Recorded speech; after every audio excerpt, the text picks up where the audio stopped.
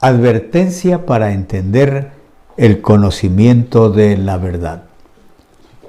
Quiero leer en la carta a los Hebreos, en el capítulo 10, el verso 26 al 29. Porque si pecaremos voluntariamente después de haber recibido el conocimiento de la verdad, ya no queda más sacrificio por los pecados, sino una horrenda expectación de juicio y de hervor de fuego que ha de devorar a los adversarios. El que viola la ley de Moisés por el testimonio de 2 o de 3 testigos muere irremisiblemente, ¿cuánto mayor castigo pensáis que merecerá el que pisoteare al Hijo de Dios y tuviere por inmunda la sangre del pacto, en la cual fue santificado, e hiciere afrenta al Espíritu de gracia? Amigos, despreciar la congregación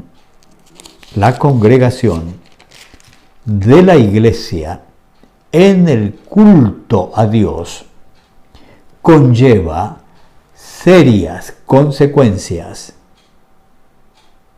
En esa desatención está el primer eslabón de una larga cadena de maldad. Le digo, en esa desatención, es decir, la negativa a la reunión en el culto en la iglesia.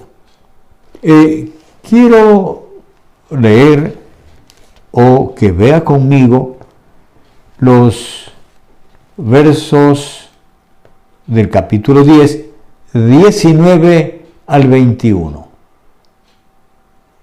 Aquí hay una cadena de maldad.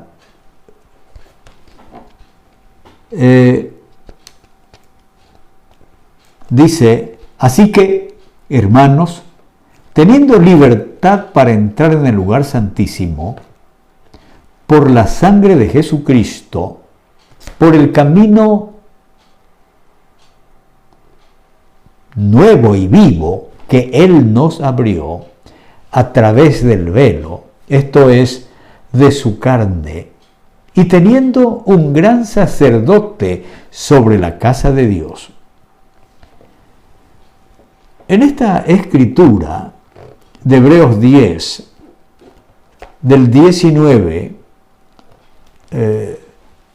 al verso 25, y yo luego voy a ver el verso 31, se encuentran 10 fulgurantes recomendaciones que le hace bien, escúchenme, que le hace bien a todo cristiano. Bueno, estoy usando este término, a todo cristiano sincero, tomar en consideración y ponerlos en viva práctica.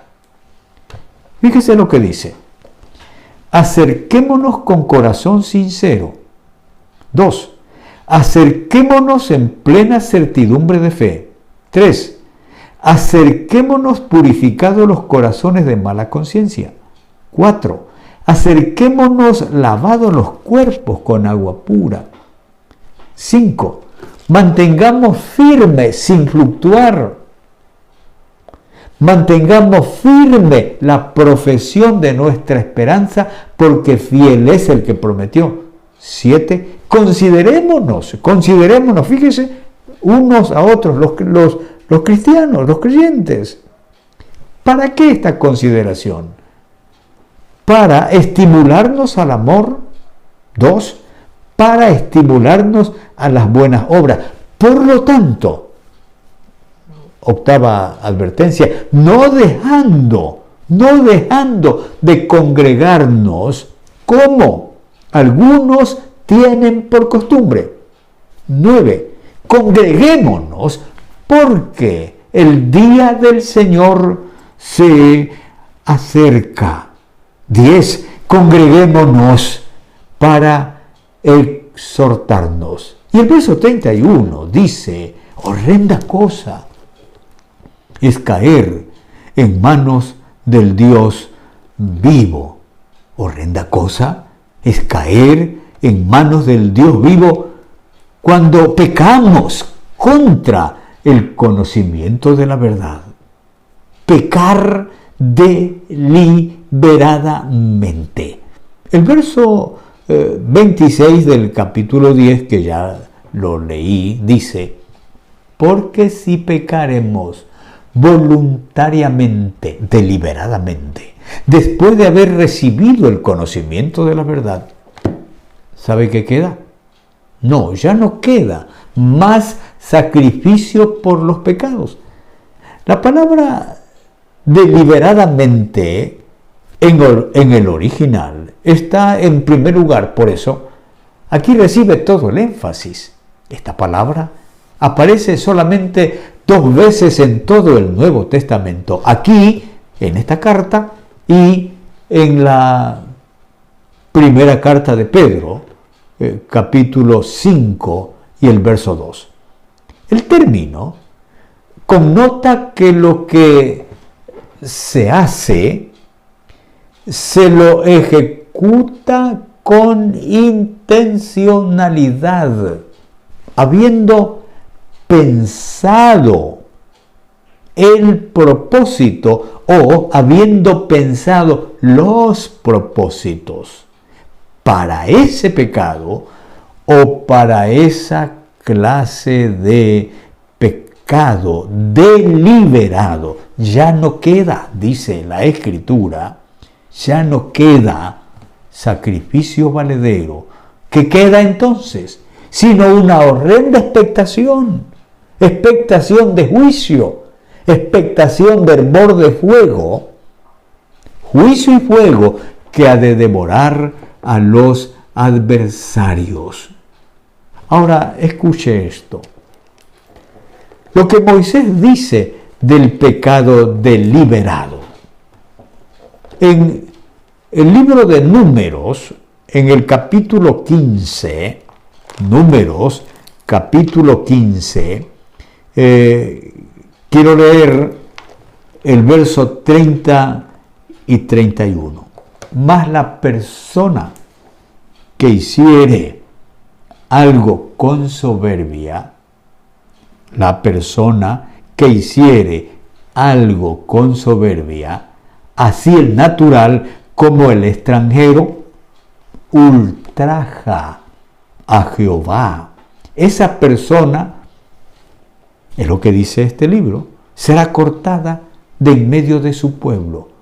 El verso 31, por cuanto tuvo en poco la palabra de Jehová y menospreció su mandamiento enteramente. Escuche esto o léalo conmigo. Será cortada esa persona. Su iniquidad caerá sobre esa persona. Lo que el Señor Jesús advirtió del pecado deliberado, lo dijo mucho antes que el escritor de la carta a los hebreos lo escribiera. Lo que dice en esta epístola es una reiteración de lo que ellos aprendieron. La persona que peca intencionalmente y que luego placenteramente continúa haciéndolo en abierta rebelión contra Dios y su palabra, se expone no a la misericordia de Dios, sino a su justo juicio. ¿Y sabe qué dicen? Yo soy así. No es así. Le advierto, esta escritura no está señalando al creyente que cae en pecado involuntario, permítame esta expresión, porque para este sí hay perdón en la multiforme gracia de Dios. Y de hecho, amigos míos, no hay hombre, dijo Salomón, que no peque. Pero pecar deliberadamente, eso sí, conlleva al juicio divino. Aquí está señalando aquel pecado que el Señor Jesús llamó el pecado contra el Espíritu Santo en el Evangelio de Mateo, capítulo 12 y el verso 32, lo registra este evangelista. Y dice, cualquiera que dijere alguna palabra contra el Hijo del Hombre, le será perdonada. Pero al que hable contra el Espíritu Santo, no le será perdonado ni en este siglo ni en el venidero. Como señala el apóstol Juan al pecado deliberado, el apóstol Juan describe esta clase de pecado como el pecado que lleva a la muerte. En 1 de Juan, capítulo 5, el verso 16 y el 17, dice así: si alguno viere a su hermano cometer pecado que no sea de muerte, pedirá a Dios y Dios le dará vida. Esto es para los que cometen pecado que no son de muerte. Hay pecado de muerte por el cual, dice Juan, yo no digo que se pida. Toda injusticia es pecado, pero hay pecado no de muerte. Como nos damos cuenta, el escritor a los Hebreos no difiere del pensamiento del Antiguo Testamento, ni del pensamiento del Señor Jesucristo, y que el apóstol Juan así lo confirma. Esta escritura tiene términos de caer, esa es la palabra, caer, apartarse, y obliga al lector a pensar profundamente en los actos conscientes de su vida y por ello al convencimiento de lo que se expone a una horrenda expectación. Esto dice el verso 27 del capítulo 10, sino una horrenda expectación de juicio y de hervor de fuego que ha de devorar a los adversarios. El adversario se expone a esperar entonces el juicio de Dios. Esperar inevitablemente el juicio es algo así como abrir una puerta en la más alta cumbre. Escúcheme. Abrir esa puerta en la cumbre más elevada del mundo, abrirla y dar el paso y que el pie no tropiece con nada, sino que uno se encuentra en el vacío, no hay nada donde pueda sujetarse, solo a merced de la estúpida decisión haber abierto la puerta de la que se sabía que detrás de ella estaba solo el vacío, y ahora esperar el horrendo golpe de el juicio. No irás al infierno por casualidad. Se ventilará en tu misma presencia la causa de tu caída. Esto es lo que dice el Señor Jesucristo. Allí será el lloro y el crujir de dientes, porque ese remordimiento carcomerá profundamente, porque sabías bien lo que estabas haciendo. Sabías a ciencia cierta lo que hacías y lo que por ello tendrías que pagar. Y solo te espera, esto dice la Escritura, no yo, hervor de fuego. Esto nos obliga, amigo mío, a pensar positivamente en el infierno de fuego. Aquello que se habla en son de figura y por eso casi en burla. ¿Es solo una figura? Amigo, pero si el fuego es símbolo del infierno, ¿no será que la realidad es mucho más real? Pues la figura es para revelarnos la verdad de lo que la figura representa. Entonces, si el fuego es una figura del infierno, el infierno entonces es más real que la misma figura, ¿no te parece? Pero, ¿para quiénes está preparado el infierno? Dice que se castigará al adversario. En el Evangelio de Mateo, el capítulo 25 y el verso 41, dice esto el evangelista Mateo, que dijo el Señor Jesucristo.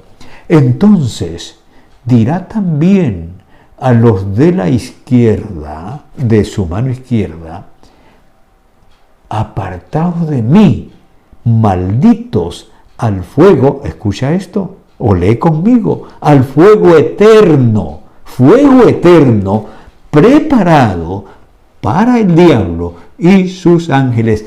Ese infierno está preparado para el diablo y sus ángeles, no para el ser humano. Pero si el ser humano se rehúsa a hacer lo que él ha dicho, va junto con el diablo. Diablo es el término para adversario. El no hacer, escúchame, el no hacer lo que el Señor dice que se haga es oposición franca y abierta. El no creer en lo que el Señor dice que hay que creer es rebeldía. El no ir a donde Él dice que vayamos es rechazo. El no aprender lo que Él dice que aprendamos es negación. Ahora bien, ¿cuánta gente en la iglesia vive en franca oposición a lo que Dios ha establecido? Y nadie lo molesta, nadie le connota, nadie le exhorta. Pero si alguno enrostrara su maldad, se vuelven resentidos y por eso muchas veces no les decimos nada. ¿Cuántos están por allí predicando un mensaje adverso al Evangelio,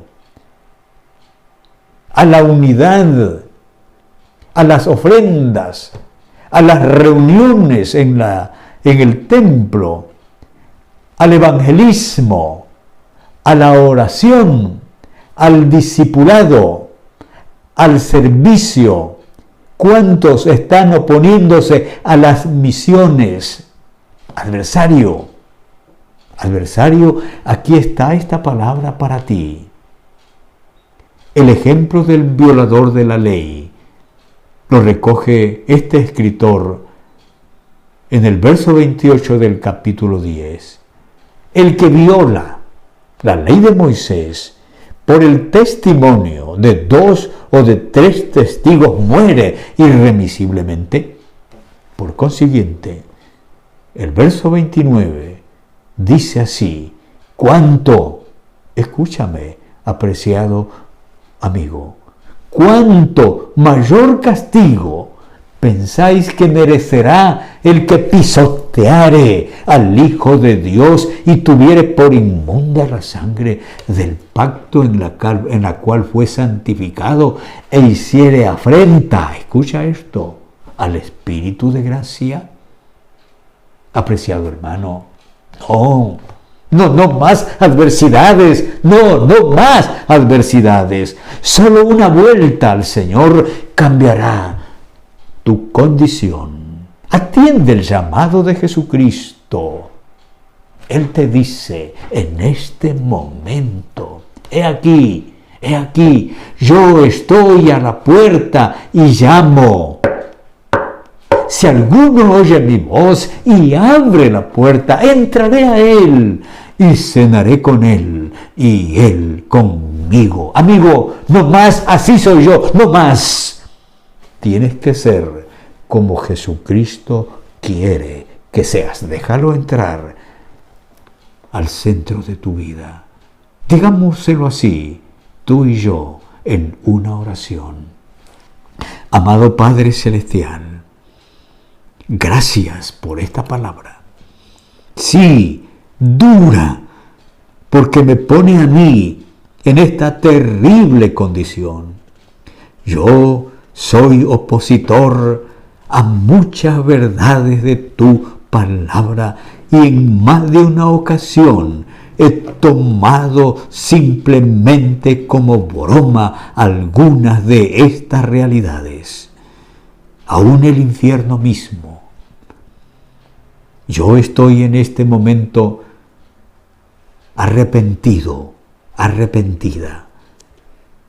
Y abro la puerta de mi vida y te digo, Señor, ven, quiero que entres y tomes posesión de todo lo que soy, para honra y gloria de tu nombre. No más, no más, adversario. Yo no quiero ser nunca más una adversaria para ti. Amigo, amiga, ¿hizo usted esta oración? Vamos. No se detenga, no retroceda, siga adelante, que Dios te bendiga.